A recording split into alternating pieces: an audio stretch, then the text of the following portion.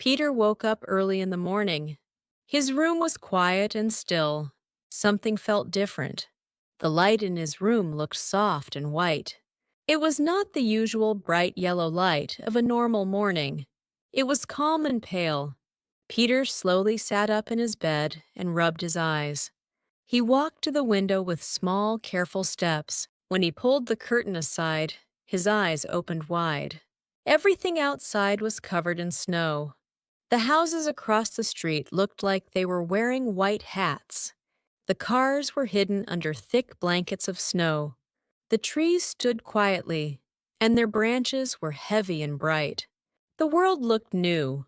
It looked clean. It looked peaceful. Peter pressed his hands against the cold glass. He could see his breath on the window. He smiled without thinking. Snow had fallen during the night, and he had not heard a single sound. He ran to his parents' room and opened the door carefully. "Mom, Dad, it snowed," he said in an excited voice. His mother opened her eyes and smiled. His father sat up and looked at the clock. It was still early, but they could see the joy on Peter's face. "Yes, it snowed," his mother said softly. "It looks like a lot." Peter hurried back to his room.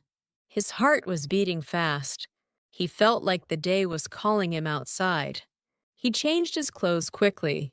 He put on a warm sweater, thick pants, and 2 pairs of socks. Then he wore his winter coat. It was bright red. He pulled on his boots and tied the laces carefully, even though his hands were shaking with excitement. He put on his hat and gloves. He looked at himself in the mirror. He looked like a small explorer, ready to travel into a frozen land. When he stepped outside, the cold air touched his face. It was sharp but fresh. He took a deep breath, and the air felt clean in his chest. The street was quiet. No cars were moving. No people were walking. The snow had covered all the usual sounds of the city. It was as if the world was sleeping under a white blanket. Peter took one step forward. His boots sank into the snow. He looked down and laughed. The snow was deep. He lifted his foot and saw a perfect footprint behind him.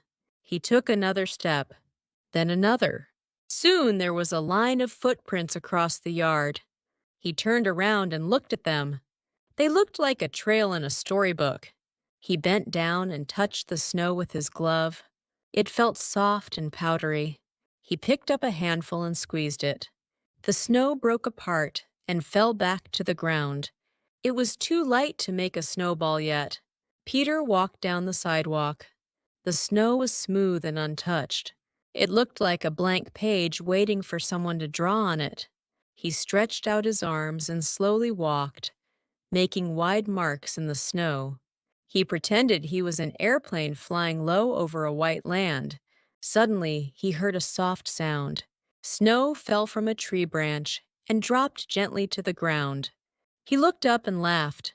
The sky was light gray, but the sun was trying to shine through the clouds. The light made the snow sparkle like tiny diamonds. Peter felt as if he were inside a dream. He saw his neighbor, Mr. Johnson, coming out of his house with a shovel. Mr. Johnson waved and smiled. "Good morning, Peter," he said. "Ready to enjoy the snow?" "Yes, sir," Peter answered happily. "It is beautiful." Mr. Johnson began to shovel his driveway. The sound of the shovel scraping against the ground broke the silence. Peter watched him for a moment, and then he had an idea. He bent down and gathered some snow. This time it held together better. He rolled it between his hands and shaped a small snowball. He looked around carefully and gently threw it at a small tree. It hit the tree and fell apart. He laughed and made another one. This time he threw it higher. It flew through the air and landed softly. Peter began to run. His boots made crunching sounds. Each step felt heavy but fun. He ran in a circle and then fell backward on purpose. The snow caught him like a soft pillow. He lay on his back and looked at the sky. Snowflakes were still falling slowly. They touched his face and melted on his skin. He closed his eyes for a moment. He felt calm and happy. Then he moved his arms and legs up and down. When he stood up, he looked at the shape he had made on the ground. It was a snow angel. Its wings were wide and beautiful. He smiled with pride. It was the first snow angel of the season. After a while, he heard his mother calling from the door. "Peter, do not go too far. Breakfast will be ready soon." "Okay, Mom," he answered. He was not ready to go inside yet. He wanted to explore a little more. He walked toward the small park at the end of the street. The swings were covered in snow. The slide looked like a silver mountain. He climbed the small hill in the park. It was harder than usual because the snow was deep. His legs felt tired, but he did not stop. When he reached the top, he looked down at the white world around him. Everything was still quiet, but now a few children were coming outside. He could hear their laughter in the distance. The day was slowly waking up. Peter took a deep breath. He felt strong and alive. He felt that this morning was special, and he wanted to remember every moment. He slowly walked back home, leaving another trail of footprints behind him. The snow continued to fall lightly, covering his old footprints little by little. When he reached his house, he turned around one more time. The world looked bright and full of promise. It was only a snowy morning, but to Peter, it felt like the beginning of a great adventure. He opened the door and stepped inside. Warm air wrapped around him. His cheeks were red, and his eyes were shining. Breakfast smelled delicious. His mother smiled at him. "Did you enjoy the snow?" she asked. Peter nodded happily. "It is the best morning ever," he said. And deep in his heart, he knew that this snowy morning was only the beginning of a wonderful day. After breakfast, Peter could not sit still. He finished his toast and milk quickly. His eyes kept moving toward the window. The snow was still falling, but it was lighter now. The sky looked brighter than before. The white world outside seemed to be calling him again. Peter put on his coat, hat, scarf, and gloves. He was ready for another adventure. When he stepped outside, he saw that the quiet morning had changed. Children were laughing in the street. Snowballs were flying gently through the air. The peaceful world had turned lively and bright. Peter saw his friend Lucy in her yard. She was rolling a large ball of snow. "What are you making, Lucy?" he asked. "A snowman," she answered with a smile. "Do you want to help?" Peter nodded and joined her. Together, they pushed the heavy snowball across the yard. It grew bigger with each turn. The snow stuck together well because it was slightly wet now. They pushed with all their strength, and even though they slipped a few times, they kept laughing and trying again. Soon they had 3 large snowballs. They carefully stacked them on top of each other. The biggest one was at the bottom. The smallest one was at the top. Lucy ran inside her house and came back with a carrot and 2 small black stones. The carrot became the nose. The stones became the eyes. Peter found 2 sticks and pushed them into the sides as arms. Lucy wrapped her old blue scarf around the snowman's neck. They stepped back to look at their creation. The snowman stood tall and proud. It looked friendly and strong, as if it were guarding the yard. Suddenly, something soft hit Peter's shoulder. He turned quickly. His friend Sam was standing nearby, holding a snowball. "Snowball fight!" Sam shouted happily. Peter laughed and bent down at once. He gathered snow and shaped it into a ball. He threw it gently at Sam. It missed and landed in the snow. Sam threw another one, and this time it hit Peter's coat. Soon more children joined the game. Snowballs flew across the street.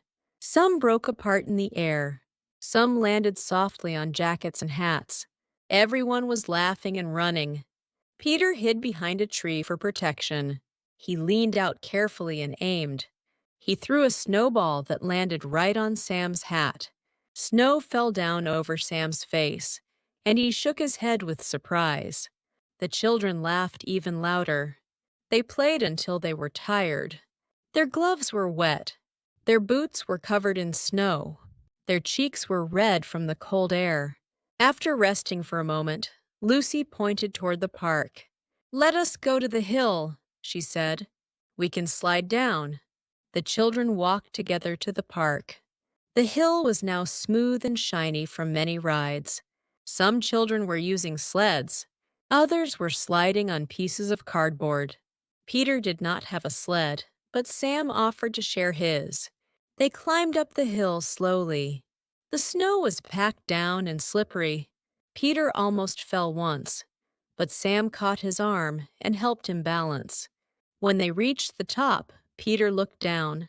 The hill seemed steeper than before. His heart beat faster, but he felt excited. "Are you ready?" Sam asked. "Yes," Peter answered. They sat on the sled together. Sam pushed off gently, and the sled began to move. It slid faster and faster down the hill. The wind rushed against Peter's face. Snow sprayed to the sides.